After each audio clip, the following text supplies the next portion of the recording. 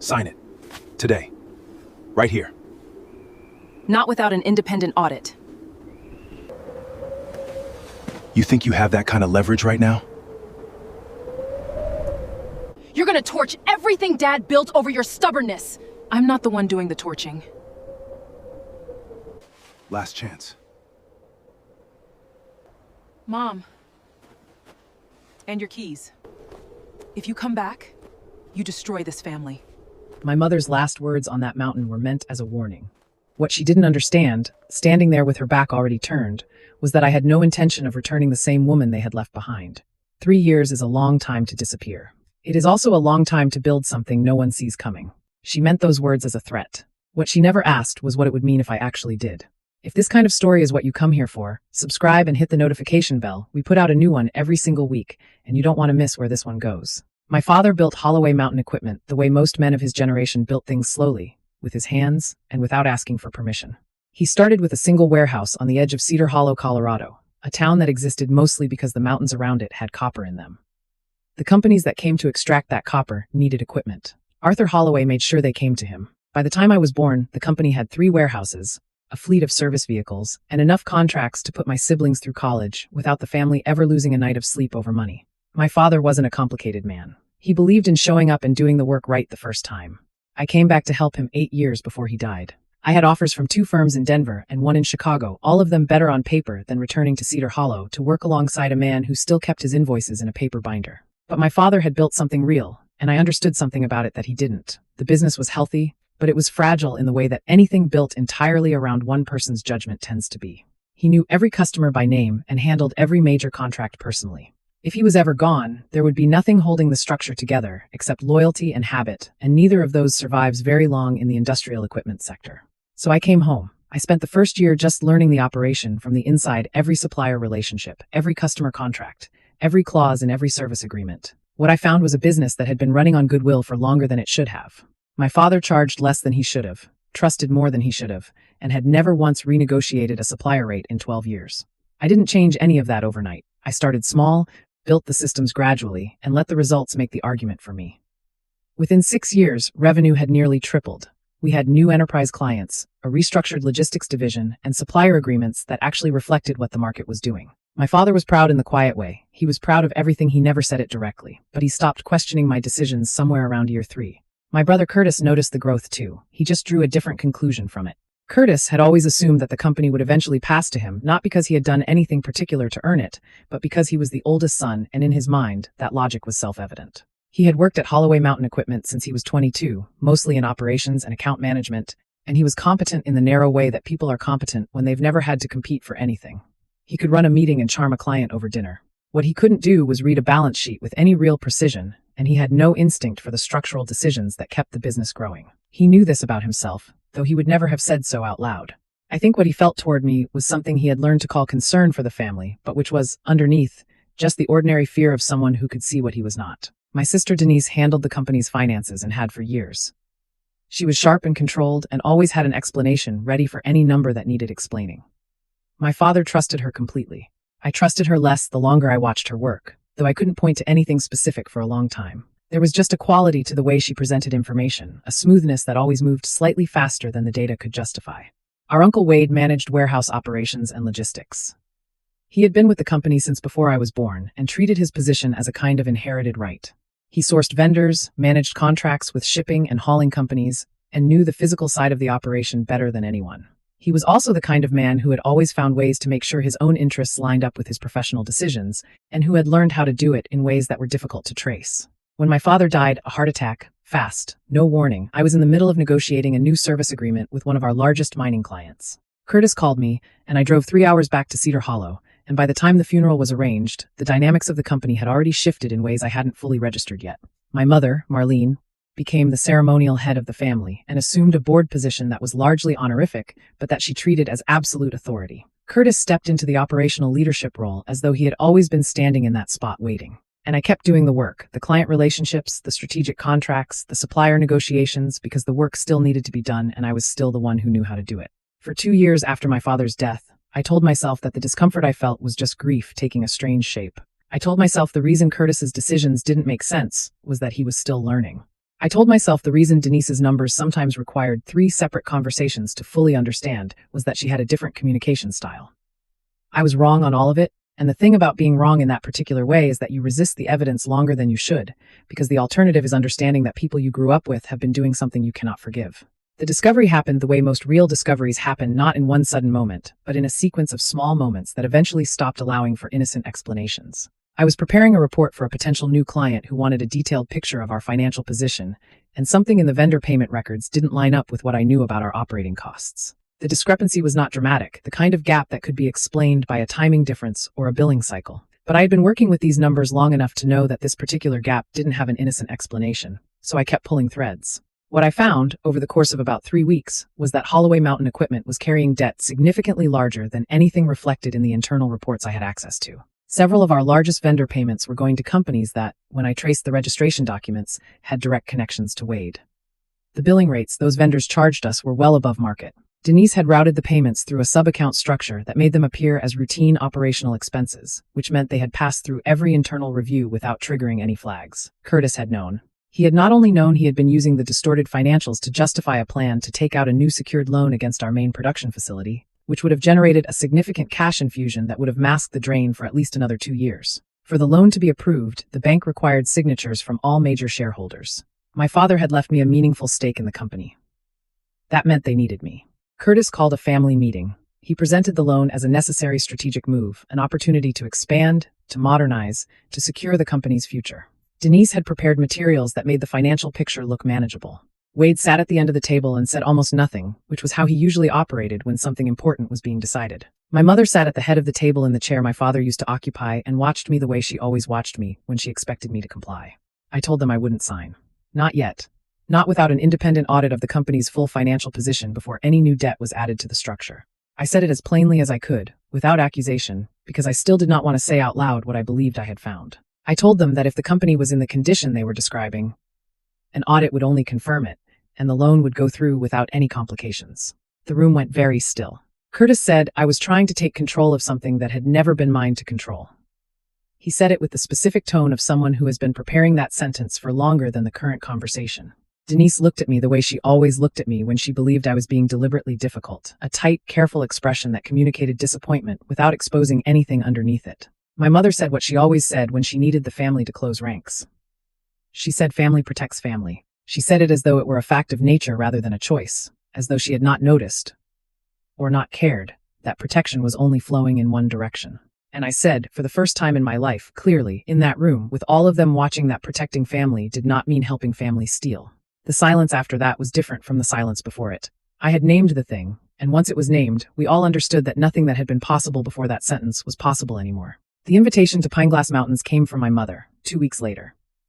She presented it as she had always presented the annual winter trip as a family tradition, a gesture toward the memory of my father. Arthur Holloway had taken us to those mountains every winter when we were children. He loved the particular quality of silence you could find above the tree line, where the wind came through and you could hear exactly nothing made by human hands.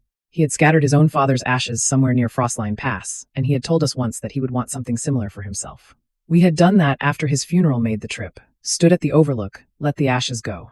Marlene said she wanted us to go back this year. She said she wanted the family to find its way back to each other before the anniversary of his death. I did not want to go. I went anyway, because I still believed in some version of the family that trip was supposed to represent, and because I thought perhaps the distance from the office and the legal pressure might allow for a conversation that wasn't possible in Cedar Hollow. I was wrong about that too.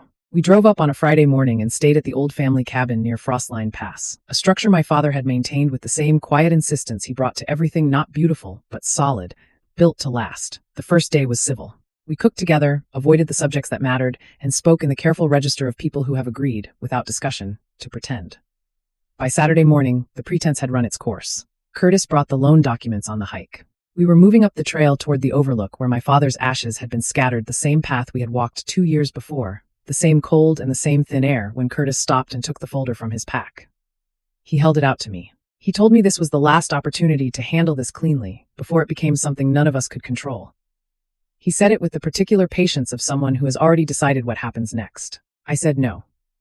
I said that when I returned to Cedar Hollow, I was going to contact an independent auditor and a corporate attorney, and that whatever the audit found would determine what happened to the loan application and to my continued involvement with the company. I said it knowing exactly what it meant. I think I believed, even at that moment, that there were lines they would not cross. I had known these people my entire life. I had sat at dinner tables with them and attended their children's birthdays and built my professional career around a company that bore their name. You do not easily arrive at the understanding that people you love are capable of doing what they did next. When I moved to leave the trail, I lost my footing on a section of icy rock. My ankle turned badly, and I went down hard. The pain was immediate and serious enough that I couldn't put weight on the foot. I reached for a handhold to pull myself up, and I looked to Curtis, because he was closest. He reached for my pack instead. He pulled it off my shoulder, not roughly, but with a kind of deliberate calm that was worse than roughness, and set it to the side. Denise was already reaching for the pocket of my jacket where she had seen me put my phone that morning. She took it without saying anything. Wade had been standing slightly apart on the trail, and he stepped forward now and picked up my keys from where they had fallen from the pack. I told myself they were making a point. I told myself this was a demonstration, a form of pressure, a moment designed to show me how isolated I was and how completely I depended on their cooperation to get off that mountain safely. I told myself this because the alternative, the thing that was actually happening, was not something I was ready to understand. They turned and started back down the trail. I called after them. I called after Curtis first, then Denise, then Wade, and none of them slowed. My mother had been standing perhaps 10 feet behind me for the whole conversation, and I turned to her with the specific desperation of someone who still believes one person in the room has a limit. I asked her to call for help. I asked her to wait. I told her my ankle was badly injured and the temperature was dropping and there was weather coming in from the northwest. I could see it in the way the sky had changed over the past hour. I asked her not to leave me there. She stood still for a moment. She looked at me in a way I had never seen her look at me before, not unkind, exactly, but settled, as though she had already completed the necessary internal work and what remained was only the physical act of leaving. She said that if I came back, I would destroy the family. Then she turned and followed the others down the mountain. I understood then, with the kind of clarity that only arrives when every other interpretation has been exhausted, that this was not a demonstration. They were not making a point. They believed that the cold and the dark and the distance from the nearest road would solve the problem I had become. They had stood there and calculated that outcome and decided it was acceptable, and then they had walked away. The storm arrived faster than I expected. I had no phone, no pack, no way to put real weight on my left foot, and the temperature was dropping in the specific way it drops at altitude when the wind changes, not gradually, but in sudden steps, each one colder than the last. I moved the only way I could, down and off the exposed trail, into the cover of the terrain below the pass. It took me hours to find the old forestry station, a structure I remembered from a hike years earlier, abandoned, but with walls and a roof and enough shelter to keep the worst of the wind off. I stayed there for what I later calculated was nearly 2 days. When the geological survey team found me, I was in a state of severe hypothermia and could not stand without help. They called an ambulance and stayed with me until it arrived. The police contacted my family. Curtis told them I had become upset during the hike, had argued with the group, and had walked away on my own. He said they had searched for me and couldn't find me, and had eventually assumed I had found my own way down and decided to leave separately. There were no cameras on that trail. There were no independent witnesses. There was nothing that would allow a prosecutor to prove that what had happened was what had happened. I spent 4 days in the hospital. My ankle required surgery. My core temperature had dropped low enough to cause real concern in the first 24 hours. On the 4th day, I checked myself out and drove to a hotel in a town I had never been to and sat on the bed for a long time. I thought about going to the police with my own account. I thought about hiring an attorney and challenging the company's financial records in court. I thought about returning to Cedar Hollow and confronting each of them individually with everything I knew and watching them explain it. But I had been on that mountain. I had called after my mother and watched her walk away. I understood, clearly and without the possibility of revision, what my family was willing to do to protect what they had built. And I understood something else, that going back to Holloway Mountain Equipment to reclaim my position there was not what I wanted. What I wanted was something they had not thought to defend against, because it required more patience and more precision than anything they had ever tried to build themselves. I didn't want to reclaim my place in their company. I wanted to own it. I drove out of Colorado on a Tuesday morning in November with 2 bags, a laptop, and enough cash to cover 3 months of living expenses if I was careful about it. I didn't tell anyone where I was going. I didn't file a forwarding address. I had a friend from graduate school who had offered me her spare room in Briarstone, Oregon, for as long as I needed it, and that was the only plan I had, which was, at the time, more than enough. The first thing I did when I arrived was sleep for 2 days. The second thing I did was sit down and write out, in as much detail as I could reconstruct from memory, everything I had found in the Holloway Mountain Equipment financial records before I lost access to them. I wrote it longhand in a legal pad, because I didn't trust any device I had used while I was still inside the company. I wanted a record. I wanted to understand exactly what I was working with, and exactly what had been done. Then I set the legal pad aside and started building something new.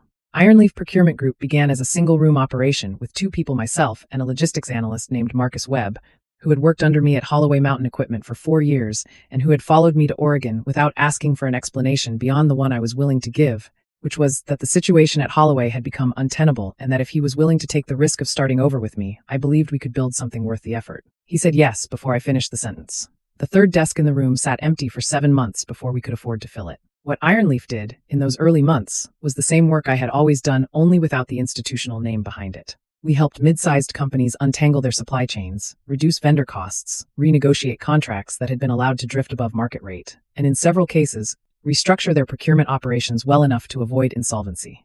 I had no reputation in Oregon that meant anything to anyone. I had a track record that existed inside a company whose name I could reference but whose internal workings I could not fully discuss. What I had, in practical terms, was the ability to walk into a room, look at a company's numbers, and see the product out to be enough to get the first client. The first client's results were enough to get the second. The second led to 2 more within 6 months. Reputation in the procurement industry is slow to build and very difficult to fake. A company either produces savings that appear on the balance sheet or it doesn't. A renegotiated supplier contract either holds or it collapses at the first friction point. There is no version of that work where good presentation substitutes for actual competence, which is why I had always been comfortable in it. By the end of the first year, Ironleaf had 6 active clients and a small team. By the end of the second year, we had moved into a proper office, added 3 more staff, and taken on our first enterprise-level contract, a regional construction company that needed its entire materials sourcing operation restructured ahead of a major expansion. That single contract generated more revenue than everything we had built in our first 12 months combined. I did not spend those 2 years thinking about Holloway Mountain Equipment with any regularity. That is not entirely true. There were evenings when I thought about it more than I wanted to, and there were moments in client meetings where something in the numbers would briefly remind me of a pattern I had seen in Denise's reports, and I would have to redirect my attention with some effort. But I had made a deliberate decision not to monitor the company. I had walked away from that situation for a reason, and revisiting it, even passively, was a way of refusing to let it go. So I let it go, or I tried to, and I focused on building the thing in front of me. It was Grant Bellamy who brought Holloway Mountain Equipment back into my line of sight. Grant had been my corporate attorney since Ironleaf's second year, a quiet, precise man who had learned, over time, not to waste words in my presence because I would simply wait him out until he arrived at the point. He called me on a Wednesday afternoon and asked if I had half an hour. I said yes, and he came to the office with a folder, which he set on my desk without preamble. He explained that a regional commercial bank was actively seeking buyers for a distressed debt position, a substantial secured loan that had gone into technical default because the borrowing company had violated multiple covenant terms over the preceding 18 months. The company was Holloway Mountain Equipment. The loan was secured against the main production facility in Cedar Hollow. Without a capital injection from a new source, the company would lose control of its primary asset within a matter of months, and once that happened, reorganization under bankruptcy protection was the most likely outcome. I looked at the folder for a long time. I didn't open it immediately. I was aware of what I was feeling, and I was aware that what I was feeling was not a useful guide to what I should do. So I kept the folder closed and asked Grant how he had come across this. He told me the bank had approached a boutique investment advisory firm he had a relationship with, looking for qualified buyers who understood the industrial equipment sector. Grant had flagged it because he knew my history enough of it anyway, and because he believed, from a purely financial standpoint, that the underlying business had real recoverable value beneath what its current management had done to the balance sheet. I asked him to give me a week before we discussed it further. Then I opened the folder. What the audit showed the one Grant commissioned through a third party before I put any money toward the position was exactly what I had expected, and something I hadn't quite anticipated. The expected part, the company was in genuinely serious trouble. Curtis had taken on debt at a pace that made sense only if you assumed the revenue growth I had built would continue indefinitely, which it had not, because the clients who had driven that growth had started leaving within 8 months of my departure. The production facility was undermaintained. Key supplier relationships had deteriorated. 2 of the enterprise accounts I had personally secured had taken their contracts to competitors. The financials were a record of what happens when a business runs on inertia rather than management. The part I hadn't fully anticipated, the bones of the company were still solid. The technical team my father had built over 30 years was largely still intact. The equipment inventory, though poorly managed, retained significant market value. The regional supplier network, the relationships with haulers, manufacturers, and specialty vendors that made Holloway Mountain Equipment useful to its clients still existed, because those relationships were structural, built into geography and contract history, in ways that didn't disappear simply because Curtis had stopped tending to them. What I was looking at was a company that had been damaged by its leadership, not by its market. That was a different kind of problem, and a much more solvable one. I told Grant I wanted to proceed, and I told him how. We established a holding company at a distance from Ironleaf, structured carefully, with multiple intermediary layers, all of it legally sound, none of it designed to obscure anything from regulatory scrutiny, but organized in a way that would not immediately reveal the identity of the ultimate beneficial owner to anyone conducting a routine search.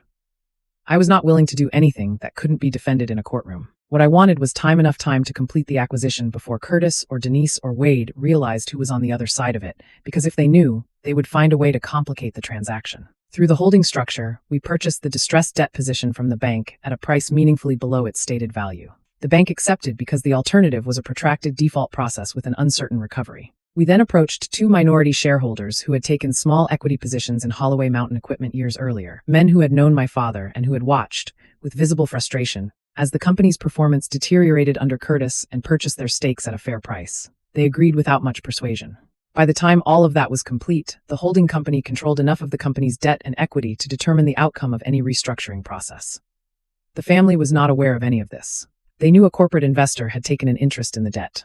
They assumed, as people who have never built anything from scratch tend to assume, that the investor was a distant institution primarily concerned with return on capital and not with the specific internal history of the borrowing company. It was during the due diligence process, 3 weeks into the acquisition work, that I found the second layer of what my family had done. I was reviewing archived communications and internal records that the holding company had obtained as part of the debt purchase documents that included historical correspondence about client relationships and operational decisions. I found that after the night on Pineglass Mountains, after my extended disappearance and subsequent failure to return to the company, Curtis had communicated to several key clients and partners that I had experienced a serious mental health crisis and had left the company abruptly without warning. He had done this not to explain my absence, which could have been done simply, but to preemptively discredit any account I might later give of events at Holloway Mountain Equipment. He had told people I had been unstable, that my judgment had become unreliable in the months before I left, that the company was better positioned now that things had stabilized. Beyond that, I found records showing that Curtis had taken personal credit for 3 major client contracts that I had negotiated and managed before my departure. In internal presentations and at least 2 external industry events, he had described those contracts as outcomes of his own leadership initiatives. And I found something more deliberate than either of those things. Denise had reclassified a series of expense entries costs associated with the vendor fraud scheme she and Wade had been running and had recorded them as originating from my former division. The entries were dated to periods when I was still nominally part of the company, designed to look, to anyone reviewing the historical record, as though the financial irregularities had originated in the division I ran rather than in the ones that Curtis and Denise controlled. They had not simply left me on a mountain and hoped I wouldn't come back. They had spent the months after the mountain making sure that if I did come back, no one would believe me. I read through those documents in my office on a Saturday evening when everyone else had left for the day. I sat with that information long enough to understand it fully, and then I went home and cooked dinner and watched something forgettable on television and made myself sleep. I had learned, over the previous 2 years, that the decisions made in the acute period of feeling something were almost always worse than the decisions made after the feeling had been acknowledged and set aside.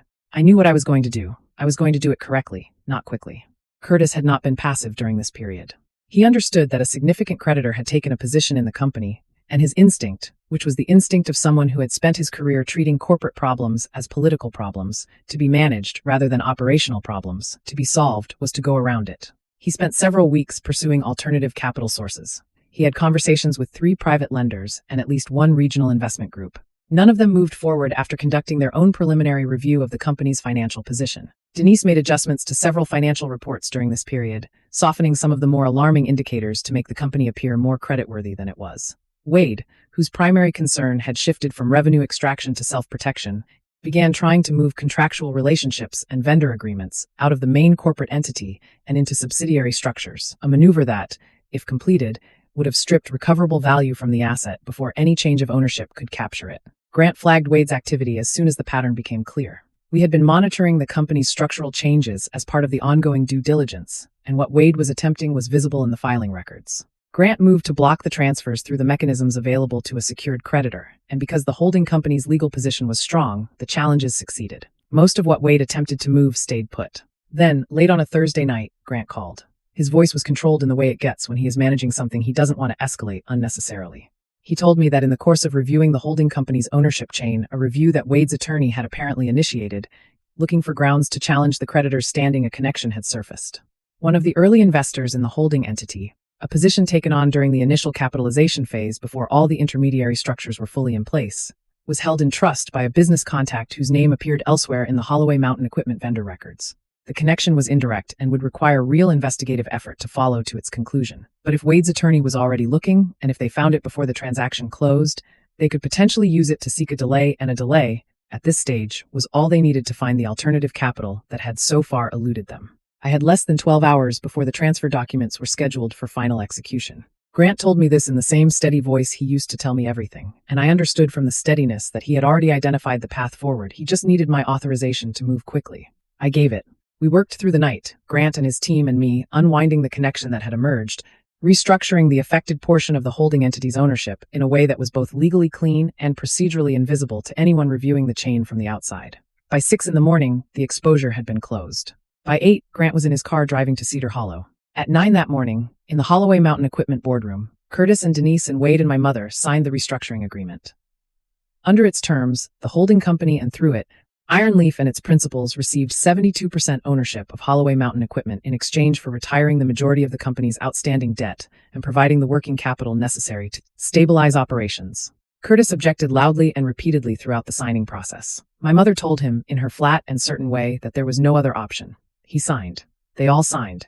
When the last signature was complete, Curtis looked at Grant across the table and asked when he would finally get to meet the new owner. Grant gathered the executed documents into his case, checked the time, and said that the new owner would be available tomorrow morning, in this boardroom, at 9 o'clock. Curtis nodded as though that timeline made sense, as though it was a courtesy being extended to him, rather than the last hour of something he had not yet understood was already over. Then Grant left, and the family sat with what they had agreed to, and none of them knew yet what was walking through the door in the morning.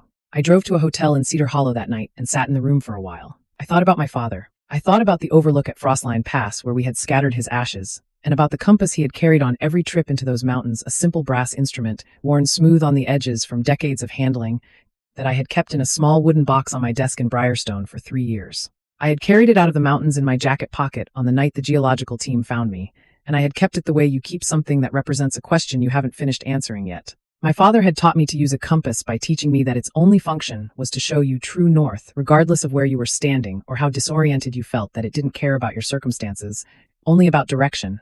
I had needed that in the years between. I thought I would need it again tomorrow. Then I turned off the light and went to sleep. I arrived at the Holloway Mountain Equipment Building at 8:45 the following morning. I sat in the parking lot for a few minutes, not from hesitation, but from the simple desire to look at the building before I walked into it. I had not been back to Cedar Hollow since the hospital. The building looked exactly as I remembered, the same industrial gray facade, the same company name in raised metal lettering above the entrance, the same row of service vehicles along the east fence that my father had purchased one by one over 20 years. The facility was still functional, still occupied, still running in some attenuated version of the way it had always run. From the outside, you could not tell how close to the edge it was. Grant was waiting for me at the entrance. He had driven up the previous evening and stayed nearby, and he was carrying his case and wearing the expression he wore when he understood the weight of a moment and had decided the most useful thing he could do was be composed. We walked in together. The receptionist at the front desk looked up, recognized Grant, and started to offer the standard greeting before she saw me, and whatever she saw in my face, or perhaps just the fact of my presence after 3 years, stopped her mid-sentence. I smiled at her. We walked past the reception desk toward the boardroom at the end of the main corridor. The door was closed. Through the glass panel beside it, I could see them seated around the table, Curtis at the head, Denise to his left, Wade at the far end, my mother positioned to Curtis's right, in the way she always positioned herself, close enough to the center of things to feel authoritative without technically being in charge. There were others in the room as well. 2 of the company's senior managers, the bank's representative, who had overseen the restructuring agreement, and a corporate attorney I didn't recognize, who must have been someone Curtis had retained recently. They were all talking in the low, constrained way that people talk when they are waiting for something they believe they can manage. Grant opened the door and walked in first. The conversation at the table went quiet. Every face turned toward the door, in the expectation of seeing a stranger, a corporate representative from somewhere distant, someone who would speak in the language of return on investment, and who would ultimately be negotiated with in the ways Curtis had always negotiated. I walked in behind Grant, and I watched the moment of recognition move across the room in sequence. Curtis's expression went through something. Some brief internal rearrangement before it arrived at the stillness that I recognized as the precursor to something loud. Denise's pen hit the table before she registered that she had dropped it. Wade's face did what Wade's face always did when something went wrong. It went carefully blank. My mother stood up from her chair, which was not something she typically did for anyone, and the fact that she did it involuntarily told me everything I needed to know about the state she was in. I walked to the head of the table. Curtis was still in the chair there, and he did not move immediately. I think he was waiting for some instinct to tell him what the correct response was, and the instinct wasn't arriving fast enough. I stood at the end of the table and looked at him. After a moment, he pushed back from the chair and stood. I sat down. Curtis said, in a voice that was doing its best to sound controlled, "What are you doing here?" Grant set his case on the table, opened it, and took out the primary documentation. He explained, in the clear and organized way he explained everything, that Ironleaf Procurement Group and its associated holding entities had, through a series of legally executed transactions completed over the preceding months, acquired 72% of Holloway Mountain equipment through the purchase of the company's primary distressed debt position and the acquisition of outstanding equity from 2 minority shareholders. The beneficial owner of the controlling interest was me. Effective immediately, I held operational authority over the company as its majority owner, superseding the existing management structure for all material decisions. The room received this information. Grant set his case on the table, opened it, and took out the primary documentation. He explained, in the clear and organized way he explained everything, that Ironleaf Procurement Group and its associated holding entities had, through a series of legally executed transactions completed over the preceding months, acquired 72% of Holloway Mountain equipment through the purchase of the company's primary distressed debt position and the acquisition of outstanding equity from 2 minority shareholders. The beneficial owner of the controlling interest was me. Effective immediately, I held operational authority over the company as its majority owner, superseding the existing management structure for all material decisions. The room received this information differently depending on where you were sitting. The bank representative showed no reaction because none of this was new to him. The 2 senior managers exchanged a look that was mostly confusion and some amount of relief, which I found instructive. Curtis said something about conspiracy, about theft, about what his father would have thought. He strung the words together quickly, the way people do when the words are less important than the act of filling silence. Denise said nothing at all. Wade had his arms crossed and his eyes on the table, and I understood from his posture that he had spent the previous several weeks calculating the odds of exactly this scenario and had concluded it was possible, which was why he had tried to move those contracts. He had been right about the possibility, and wrong about his ability to prevent it. I let Grant finish presenting the documentation before I said anything. When he was done, I looked around the table, not at Curtis specifically, but at all of them, and I told the senior managers that nothing about the company's operations would change that morning. I told them that their teams should proceed with normal work schedules, that no personnel decisions beyond those being announced today would be made without appropriate notice and process, and that my first priority was stabilizing the company's operations, not disrupting them. Then I told them, and the bank representative, that they were free to leave. The room contracted to the people who remained, my family, Grant, and me. Curtis's removal from the CEO role was effective immediately, as stipulated in the restructuring agreement he had signed the previous day, signed without fully processing what it meant because he had not yet known who was on the other side. Denise was suspended from her position as Chief Financial Officer pending a comprehensive legal audit of the company's financial records going back 5 years. Wade was barred from accessing the company's financial systems, vendor accounts, and supplier contracts until the same audit was complete and its findings assessed. My mother retained her nominal board position, but held insufficient voting shares to influence any strategic decision without my consent. Curtis told me I had stolen the company. He said this with the specific conviction of someone who has arrived at a framing they find genuinely satisfying, as though the elegance of the accusation made it true. I told him I had purchased a controlling interest in a company that its own leadership had driven to the brink of insolvency, through a series of transactions that were legal, documented, and transparent to every regulatory authority with jurisdiction over them. I told him that if he wanted to contest the ownership structure in court, he was entitled to do so, and that Grant would provide his attorney with all relevant documentation. I said all of this without raising my voice, because there was no version of this conversation in which volume would have been productive, and because I had spent 3 years understanding that composure was not the absence of feeling, it was the decision to not let feeling determine outcome. The meeting ended when Curtis stood and walked out, followed by Wade. Denise left without looking at me. My mother remained at the table after the others had gone, her hands folded in front of her, looking at the surface of the table rather than at me. Grant collected his documents, told me he would be in the conference room down the hall, and left us alone. My mother spoke first. She told me she had not planned what happened on the mountain. She said that carefully, not that it hadn't happened, not that the outcome had been an accident, but that she had not planned it. What she meant, though she did not say it this way, was that she had arrived at that moment by a series of smaller decisions that each seemed manageable at the time. The decision to allow Curtis to handle my objections to the loan, the decision to accompany them on the hike when she must have understood on some level what Curtis intended, and the decision, standing on that trail, to say what she said and walk away. She had not planned it. She had permitted it, which was a different kind of responsibility, and in some ways a more deliberate one, because permission requires a moment of awareness that pure planning does not. She said that she had been trying to save what my father had built. I told her what I had come to understand as true, that my father had built a company, that she had sacrificed her daughter to protect the people who were destroying it. I said it without anger, because I had run out of anger somewhere in the second year after the mountain. What remained was something quieter, not forgiveness, exactly, but an accurate understanding of what had happened and why, which is a different thing from forgiveness and, I think, more durable. She asked me not to pursue the family further. She meant legally, criminally, she meant the audit, the documentation, the files that Grant was already preparing to share with the appropriate authorities. I told her that what the audit found would go where it was supposed to go, because I was not willing to do for her now what I had been asked to do 3 years ago, protect the people responsible from the consequences of what they had chosen. I was not in this room to punish her. I was also not in this room to protect her. I was in this room because the company was mine, and the conversation was one that needed to happen before I could move forward cleanly. She looked at me then directly, for the first time since I had walked into the building. There was something in her expression that I had not seen there before. I could not name it precisely, but it was the expression of someone who has come to the end of a version of themselves and does not yet know what comes after. I reached into my bag and took out the small wooden box I had carried from Briarstone.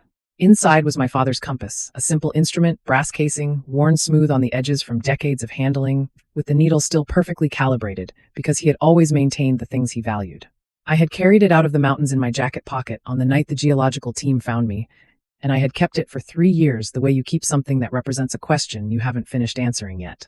I set the box on the table in front of my mother and opened it. I told her that my father had taught me something with that compass, on those same mountains, when I was young enough to think that being lost was a catastrophe rather than a condition with a solution. He had told me that when you don't know where you are, the compass doesn't care about your situation, it only points to true north, and from there you can figure out the rest. What I had taken from it, over years, was something larger. That direction is something you find yourself, and that the people you follow are only as reliable as the choices they actually make when it matters. I said, when you're lost, you don't keep following the people who led you the wrong way. You find your own direction. Then I left the room. The audit that followed took 11 weeks and confirmed what the records had already suggested, that the problems ran deeper than any one person's decisions, and that the documentation was sufficient for the relevant legal authorities to proceed as they saw fit. I submitted everything and stepped back from that part of the process entirely. It was no longer mine to manage. What I focused on instead was the company. I spoke to the employees 2 days after the acquisition closed. Roughly 120 people gathered in the main assembly area, most of whom had spent the preceding year working under conditions of increasing uncertainty. I did not give a speech about vision or the journey ahead. I told them the truth about what I had found, in terms that were honest, without being more detailed than necessary. I told them that the problems the company faced were not the result of the work they had done. The problems were the result of decisions made above them, by people who had been removed. And I told them the thing I most wanted them to understand. You were never the problem. One of the floor supervisors, a man who had been with the company since my father's era, whose name I had known since I was a teenager, started clapping when I finished. It wasn't dramatic. It was the kind of acknowledgement that people offer when they recognize something genuine, and it spread across the room in a way I found, despite everything, difficult to receive without feeling it. Marcus Webb flew in from Briarstone the following week to help stabilize Ironleaf's Oregon operations remotely, while I remained in Cedar Hollow through the transition period. He managed the Briarstone side with the same steadiness he had brought to everything, since the beginning, and having him hold that part of the operation together gave me the freedom to focus entirely on what needed rebuilding here. The people who had built this company deserved that kind of attention. Curtis lost the CEO role and, within the year, faced personal liability exposure that his attorney was still managing when I stopped following the proceedings. Denise reached a settlement agreement that I was not party to. Wade's vendor contracts were terminated, and the investigation into his activities proceeded through channels that were no longer my responsibility to manage. My mother retained her nominal board position, which in practical terms meant nothing, and I did not see her in a professional setting again. 1 year after the acquisition closed, the company returned to profitability, not dramatically, not in ways that generated industry coverage, but quietly, in the way that real financial health tends to arrive when the structural problems have been addressed and the work is allowed to produce results. Grant and I made the decision to rename the company. We called it Ironleaf Mountain Industries, a name that connected the work to the geography and to the business I had built in Oregon, without requiring any explanation that referenced the name Holloway or the history attached to it. My father's name was not on the new sign. His values, the ones I had actually seen him practice, the ones I had tried to carry through everything that followed those, were in the structure of the company itself, in the way we treated suppliers and kept commitments and made decisions that would hold up under examination. That seemed like a more accurate form of inheritance than a name on a building. In the autumn of the year after the company turned profitable, I drove back to Pine Glass Mountains. I went alone, on a clear day when the weather was stable and the forecast was certain, and I took the trail up to Frostline Pass, the same trail, the same overlook. I stood at the place where I had fallen and called after people who had already decided to leave. The mountains looked the same. The view from the overlook was the same spread of high-altitude terrain that held its own silence in the specific way altitude does, where the wind moves but nothing beneath it responds. I stayed for a long time. 3 years earlier, I had lain in the snow on this mountain and understood what my family was capable of. Standing here now, I understood something else, that the worst thing they had done was not leave me here. The worst thing was that they had believed, with complete confidence, that I would not survive it. And the reason that was the worst thing, the reason it still mattered, standing here in the clean autumn cold, was that their confidence had been the one thing that showed me, precisely and without ambiguity, who I actually was. Not who they thought I was. Not who I had tried to be for their benefit. Who I was when there was nothing left but the choice of whether to keep moving or stop.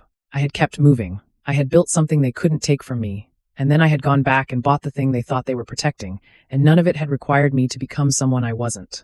I turned away from the overlook and started back down the mountain. The trail was clear. I knew exactly where I was going. There is something I want to leave you with before this story ends. The people who try to diminish you, who take your phone, your keys, your place at the table, your name in the record, they are counting on one thing, that you will stay gone. They are counting on the cold to do what they started. What Nia understood, at the bottom of that mountain, was that the most powerful response was not revenge. It was return on her own terms, built by her own hands, in her own time. If that kind of story means something to you, you already know why. Subscribe to this channel, and share this with someone who needs to hear it today, because sometimes the most important thing one person can do for another is remind them, you are not finished yet.